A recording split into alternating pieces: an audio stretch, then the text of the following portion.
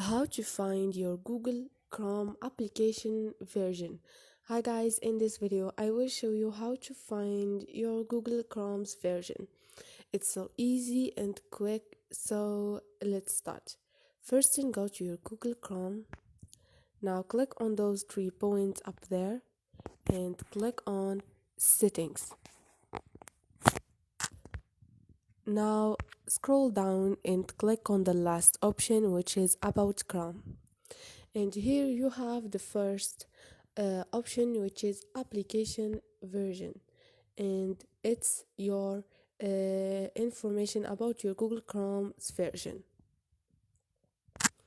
And this is it, guys. Hope this video was helpful to you, and if it was helpful or if you like the video, don't forget to subscribe, and also don't forget to like.